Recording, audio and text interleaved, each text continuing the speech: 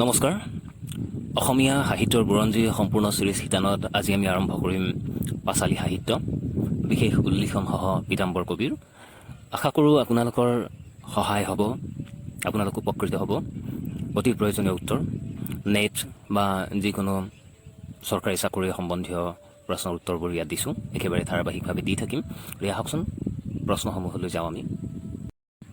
1 number প্ৰশ্ন কোনজন পাঁচালী কবিক শংকৰদেৱৰ সমসাময়িক বুলি কোৱা হয় উত্তৰ পীতাম্বৰ কবিক আৰু এই পীতাম্বৰ কবিয়ে 4খন কাব্য লিখে সেই কাব্যকেইখন ক্ৰমে প্ৰথমখন উষা পৰিণয় দ্বিতীয় ভাগৱত দশম স্কন্ধ তৃতীয় মাৰ্কণ্ডেয় চণ্ডী আৰু চতুৰ্থ নল দময়ন্তী 2 নম্বৰ শংকৰদেৱে কোনগৰাকী পাঁচালী কবিক নিন্দা কৰি ধৰ্মৰ প্ৰচাৰকৰ অনুপযুক্ত তামসিক কবি বুলি কৈছিল উত্তৰ পীতাম্বৰ কবিক আৰু শ্লোকফাকি আছিল এনেকুৱা বিলাপ কৰি কান্দে মাই ৰুক্মিণী কোন অংগে খুন দেখি নাইলা যদুমণি 3 নম্বৰ পীতাম্বৰে ভাগৱত দশম স্কন্ধৰ ভাঙনি কেতিয়া কৰে উত্তৰ 1550 খ্ৰীষ্টাব্দৰ আগতেই কৰে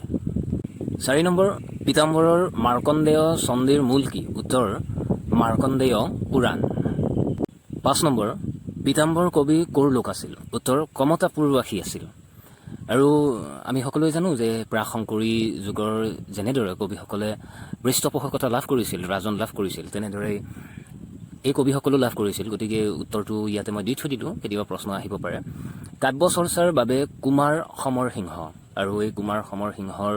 দৰং ৰাজবংশাৱলীত নাম আছে সংগ্ৰাম সিংহ বুলি অৰ্থাৎ চিলাৰায় দেৱানৰ পৰা অনুপ্ৰেৰণা লাভ কৰে পীতাম্বৰ কবিয়ে কাব্য চৰ্চাৰ বাবে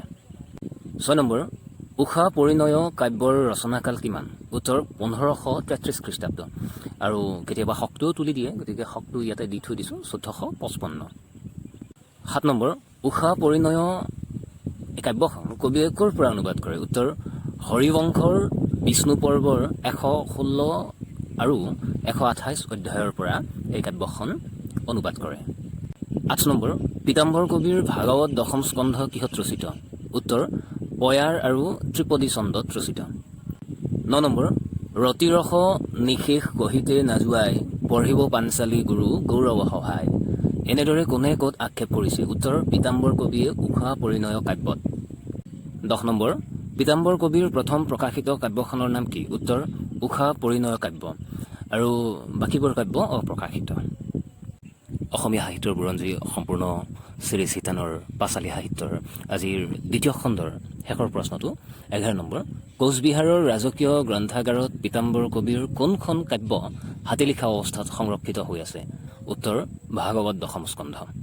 আমি ইয়াৰ পাছত খণ্ড 3 লৈ আহিম পাঁচালী সাহিত্যৰ এনেদৰে খণ্ড 4ও লৈ আহিম গতিকে তেতিয়ালৈকে চাই থাকিব আপোনালোকৰ অতি মৰমৰ ইউটিউব চেনেল PRD একাডেমি আৰু যদিহে আপোনালোক এই চেনেলটোৰ মাধ্যমেৰে উপকৃত হৈছে বা নিজেই ভাবে যে কিছু সহায় পাইছে আপোনালোকে সহায়তা লাভ কৰিছে তেন্তে লাইক কৰিব শ্বেয়াৰ কৰিব আৰু যিসকল নতুন ছাবস্ক্ৰাইব কৰিব আৰু সদায় কোৱাৰ নিচিনাকৈ আজি এটা কথা ক'বলৈ চেষ্টা কৰিম ভালে থাকক কুশলে থাকক শান্তিত থাকক পশু পক্ষী আৰু শিশুক মৰম কৰক ধন্যবাদ